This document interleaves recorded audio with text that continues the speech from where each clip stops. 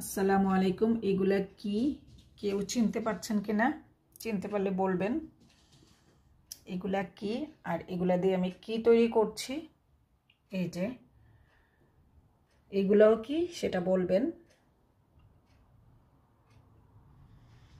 এই যে এখন বলে দিচ্ছি, এগুলা হচ্ছে, এই জিনিসটার নাম আমি বলবো না, তৈরি করার পরে বলবো। এটা আমি আরও কয়েকবার তৈরি করেছি আমি লুটনে যখন ছিলাম আমার বাগান থেকে। এটা হচ্ছে যে ফলটা সেটা, আর এটাকে পিল অফ করে নিয়েছি। এই যে এটা হচ্ছে এটার খোসাটা ছাড়ানোর পরে এই যে এটা দিয়ে আমি একটা জিনিস তৈরি করছি। কি জিনিস তৈরি করব সেটা আমি পরে বলছি। কিছুদিন আগে তো শেয়ার করেছিলাম আমি কিভাবে চেরি প্লাম থেকে মানে আলু বোখারা তৈরি করতেছিলাম, সেটার বলেছিলাম।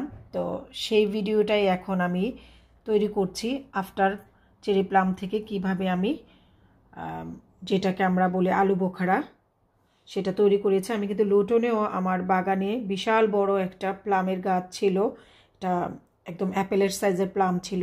সেই প্লাম থেকেও কিন্তু আমি এরকম করে আলু বোখারা তৈরি করেছিলাম। সেটা আমার ইউটিউব চ্যানেলে সার্চ দিলে দেখতে পারবেন।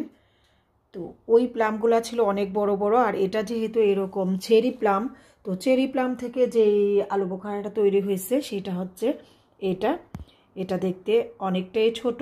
আমি এখানে দুই কালারের প্লাম থেকে, চেরি প্লাম থেকে আলু বোখারা তৈরি করেছি, আমার রেড এবং ইয়েলো। তবে বেশিরভাগই এখানে ইয়েলো প্লাম ছিল, চেরি প্লাম যেটা সেটা থেকে তৈরি করা হয়েছে। আর 2 বছর আগে আমি আমার লুটনের বাসার থেকেও তৈরি করেছিলাম, সেটাও দেখাচ্ছি আপনাদেরকে। এই যে সেটা হচ্ছে আমার লুটনের বাসায় যে প্লাম গাছ ছিল সে থেকে আমি তৈরি করেছিলাম আলু বোখারা। এটা কিন্তু ফ্রিজে রেখেছি আমি, 2 বছর হয়ে গিয়েছে। এরকম কাচের জারে নিয়ে আমি ফ্রিজে রেখে দিয়েছি, এখনও অল্প কিছু রয়ে গিয়েছে। আমি বিরিয়ানি, রোস্ট এগুলাতে আমার হাতে তৈরি করা প্লাম দিয়ে রান্না করি। তো আর এখন আবার চেরি প্লাম থেকেও তৈরি করলাম, সেটা আপনাদের সাথে তো ভিডিও আকারে শেয়ারই করলাম।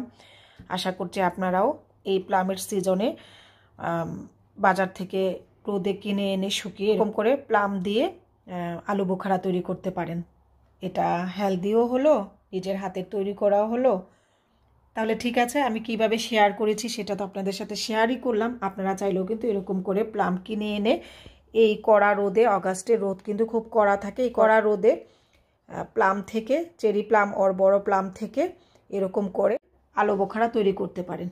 তো সবাই ভালো থাকবেন। আমার এই রেসিপিটা বা এই ভিডিওটা ভালো লাগলে আপনাদের ফ্রেন্ডস এবং ফ্যামিলির সাথে শেয়ার করতে পারেন। সবাই ভালো থাকবেন। আল্লাহ হাফেজ।